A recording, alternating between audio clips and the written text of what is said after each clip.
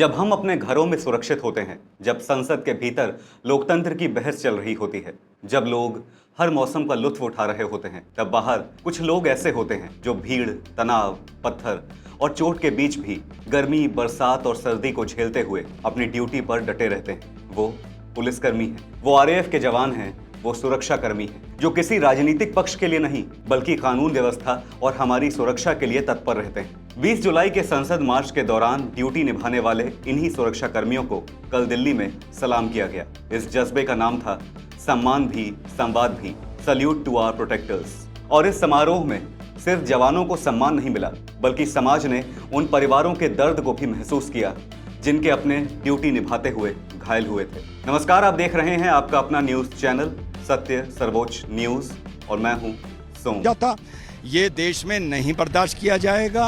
RAF का, police का पूर्ण समर्थन करते हैं। और दूसरी बात, सरकार को भी ये साफ कहना चाहते हैं, अगर वो सोच रही है कि बीते वक्त के साथ चुप्पे से सबके मुकदमे वापस ले लिए जाएंगे, ऐसी भयानक और नजीर इस देश की एकता के लिए नहीं बनने देंगे। सरकार का भी विरोध करेंगे, अनशन पर भी बैठेंगे, सरकार को एक तरफा कार्रवाई नहीं करने देंगे। ये मामला सिर्फ 20 जुलाई के प्रोटेस्टर्स या दंगाइयों सरकार के बीच का नहीं है। हम भी इसकी पार्टी हैं, हर राष्ट्रवादी इसकी पार्टी।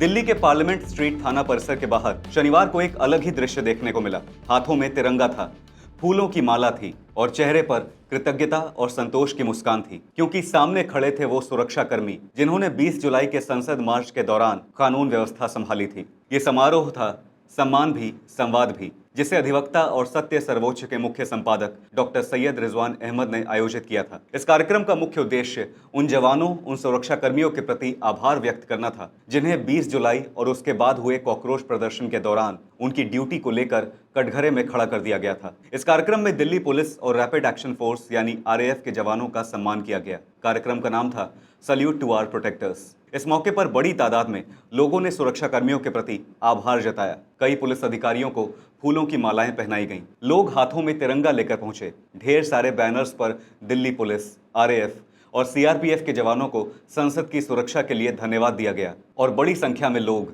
इस शांतिपूर्ण कार्यक्रम में शामिल हुए। लेकिन इस सम्मान को महज एक कार्यक्रम समझना सही नहीं होगा। ये समारोह एक संवाद भी था, सुरक्षा कर्मियों को आभार प्रकट करने का, पर उससे भी ज्यादा देश के सामने हमारे जवानों के दर्द को लाने का। 20 जुलाई को संसद मार्च के दौरान प्रदर्शनकारियों को संसद की ओर बढ़ने से रोकना आसान नहीं था। इसी वजह से बड़ी संख्या में दिल्ली पुलिस और आरएएफ के जवान तैनात थे। कॉकरोच प्रदर्शन के दौरान जब अराजक तत्वों ने पत्थरबाजी शुरू की, तब छात्रों और आम नागरिकों की सुरक्षा के लिए भीड़ को नियंत्रित करने के दौरान कई सुरक्षाकर्मी घायल हुए। रिपोर्ट्स के मुताबिक 150 से ज्यादा पुलिसकर्मी घायल हुए थे।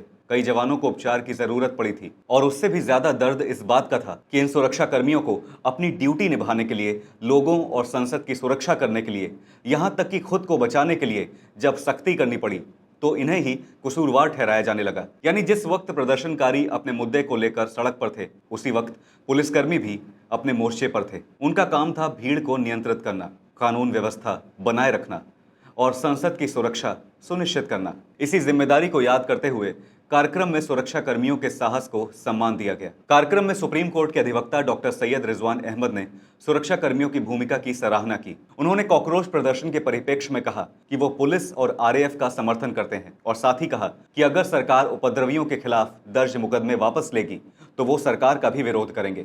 उन्होंने कहा कि पुलिसकर्मी अक्सर त्योहार हो, बारिश हो, गर्मी हो या तनावपूर्ण परिस्थिति, अपनी ड्यूटी से पीछे नहीं हटते। भीड़ और तनाव के बीच कानून व्यवस्था बनाए रखना आसान नहीं होता, लेकिन पुलिस और सुरक्षा बल के जवान ऐसी परिस्थितियों में भी अपनी जिम्मेदारी निभाते हैं और लोगों की सुरक्षा सुनिश्चित करते हैं। और शायद यही वजह है कि इस कार्यक्रम में सम्मान सिर्फ एक माला तक सीमित नहीं रहा। ये संदेश भी दिया गया कि जो लोग हमारी सुरक्षा के लिए खड़े होते हैं, समाज को भी उनके साथ खड़ा होना चाहिए। मिसाल के तौर पर इस कार्यक्रम में सहारनपुर निवासी सुशील कुमार के परिवार का भी जिक्र हुआ।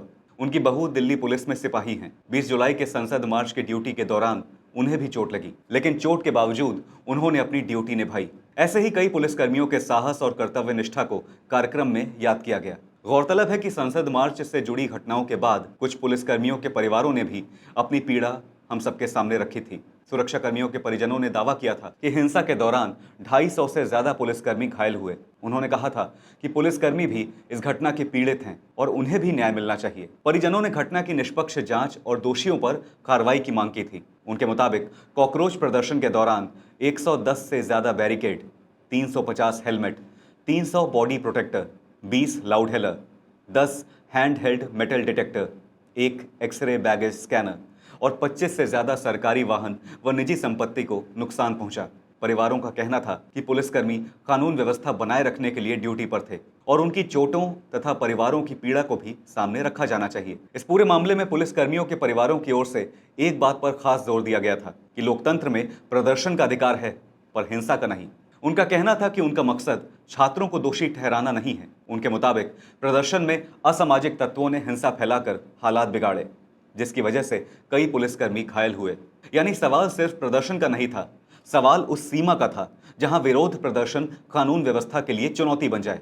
वहीं अधिवक्ता डॉक्टर सैयद रिजवान अहमद ने 20 जुलाई की घटना को सामान्य प्रदर्शन मानने से भी इंकार किया। उनके मुताबिक करीब 500 प्रदर्शनकारी संसद भवन की ओर बढ़ रहे थे, जिनमें कुछ छात्र भी शामिल थे। उन्होंने आशंका जताई कि अगर इतनी बड़ी भीड़ संसद भवन में प्रवेश कर जाती तो वहां तैनात सुरक्षा कर्मियों के सामने बेहद कठिन परिस्थिति पैदा हो सकती थी। उन्होंने ये भी कहा कि ऐसी स्थिति में सुरक्षा बलों को बेहद कठोर कार्रवाई तक के लिए मजबूर होना पड़ सकता था। उन्होंने कहा कि अगर ऐसी स्थिति पैदा होती तो उसका असर सिर्फ कानून व्यवस्था तक सीमित नहीं रहता, बल्कि भारत की अंतर्राष्ट्रीय छवि और लोकतांत्रिक व्यवस्था पर भी गंभीर सवाल खड़े हो सकते थे। यही वजह है कि पार्लियामेंट स्ट्रीट थाने पर फूलों की मालाएं सिर्फ जवानों के गले में नहीं पड़ी, बल्कि उन चोटों पर सम्मान रखा गया जो उन्होंने ड्यूटी निभाते हुए झेली थी। और तिरंगे के साथ खड़ी भीड़ ने एक संदेश दिया, विरोध की आवाज लोकतंत्र का हिस्सा है, लेकिन लोकतंत्र की सुरक्षा करने वाले भी उसी व्यवस्था का जरूरी हिस्सा हैं। दिल्ली पुलिस हो, RAF हो या CRPF, जब हम सुरक्षित रहते हैं तो उसके पीछे किसी वर्दी वाले की ड्यूटी होती है। और इसलिए ये सम्मान सिर्फ कुछ जवानों का सम्मान नहीं, बल्कि उन सभी रक्षकों को सलाम है जो समाज की सुरक्षा के लिए हर मौसम में, हर तनाव में और हर चुनौती के बीच डटे रहते हैं। सत्य सर्वोच्च कहता है, सल्यूट टू आवर प्रोटेक्टर्स। आपका इस जज्बे पर क्या कहना है? और आप में से जो भी दिल्ली में इस कार्यक्रम का हिस्सा बन सके, अपने विचार जरूर साझा कीजिएगा। अपना ध्यान रखिए। धन्यवाद। जय हिंद।